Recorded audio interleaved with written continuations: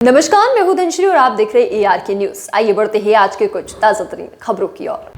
Madhya Pradesh Congress media विभाग के अध्यक्ष मुकेश नायक ने पत्रकार वार्ता को संबोधित करते हुए कहा कि नेशनल टेस्टिंग एजेंसी एक तानाशाही और घोटालाबाज संस्थान है और इस संस्थान ने व्यापम से भी बड़ा घोटाला किया है। ये संस्थान देश के 50 लाख युवाओं के भविष्य को अपनी सरकार की तरह ही तानाशाही से खोखला कर रही है। नीट के पेपर में सालों से गड़बड़ी चल रही है। श्री नायक ने कहा कि वर्ष 2024 में हुए नीट के पेपर घोटाले के पक्के एवं पुख्ता सबूत हमारे पास उपलब्ध है, जिसमें 2 बच्चों के 719 और 718 नंबर आए, जो कि इस मार्किंग स्कीम से असंभव है। बच्चों को बेतहाशा ग्रेस मार्क बिना किसी कोर्ट के इस पेपर से संबंधित ऑर्डर बांटे गए। NTA अगर मशीन से चेक हुए पेपर के बाद किसी के भी इस तरह से नंबर बढ़ा सकती है तो इस बात से इनकार नहीं किया जा सकता कि NTA द्वारा कितने सालों से व्यापम से बड़ा यह घोटाला चल रहा था। उपस्थित सभी पत्रकार बंधुओं, नीट ने फरवरी में नोटिफिकेशन किया और उस नोटिफिकेशन में ये बताया कि रिजल्ट 14 जून को घोषित किए जाएंगे, लेकिन रिजल्ट 10 दिन पहले 4 जून को डिक्लेयर किए और इसका कारण ये था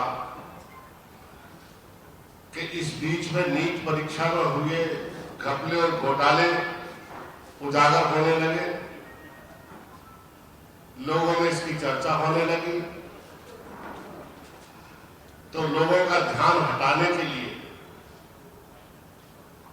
10 दिन पहले 4 जून को ये रिजल्ट घोषित इसलिए किया कि उसी दिन लोकसभा के चुनाव परिणाम आएंगे, मीडिया का अटेंशन उस दिशा में होगा और जो घपले और घोटाले हैं उसकी प्रतिक्रिया ज्यादा नहीं हो, इसलिए 4 जून को इसका रिजल्ट घोषित कर दिया गया, जो बिल्कुल परंपरा के विपरीत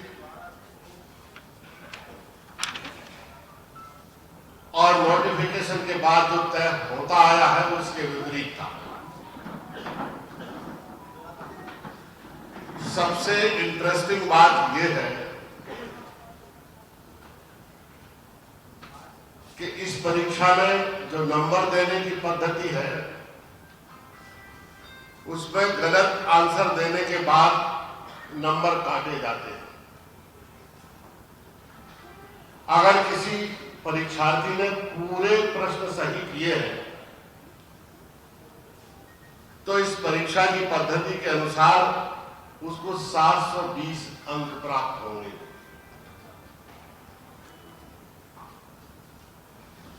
और अगर एक सवाल गलत किया है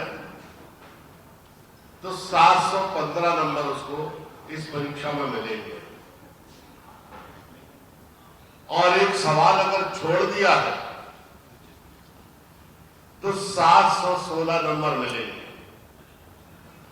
लेकिन जब इसका रिजल्ट आया तो सबसे दिलचस्प बात यह रही कि एक छात्र को 718 नंबर मिले और एक छात्रा को 719 नंबर मिले।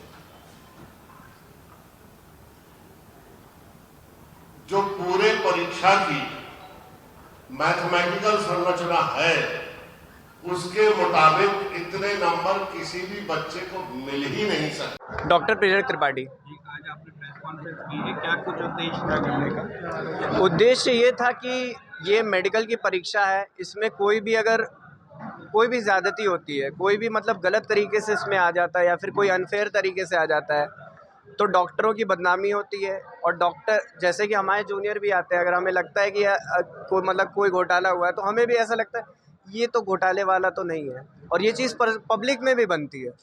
तो ऐसे एग्ज़ाम को हम लोग रहने नहीं दे सकते हैं और जो भी इसकी तैयारी करते हैं वो लोग परेशान होते हैं। पूरे देश के का स्वास्थ्य का जो भी पूरा ढांचा है वो इफेक्ट होता है। तो इस तरह से इस घोटालेबाजी को नहीं चलने दे सकते। व्यापम से बड़ा घोटाला मानते हैं? जी, मैं इसको व्यापम से बड़ा घोटाला मानता हूँ, क्योंकि व्यापम जब यहाँ होता था तब यहाँ पे कम MBBS सीट्स थी, केवल MP के कॉलेजेस का था। ये नेशनल कॉलेज का है और नेशनल में अब बहुत सारे मेडिकल कॉलेज हैं, सबके लिए ये घोटाला हो गया है। अब क्या चाहते हैं आप? मैं चाहता हूँ कि रीनीट हो और एनटीए ने जितने भी नीट किए हैं सबकी सीबीआई जांच हो, सबसे पहले इस वाले नीट की।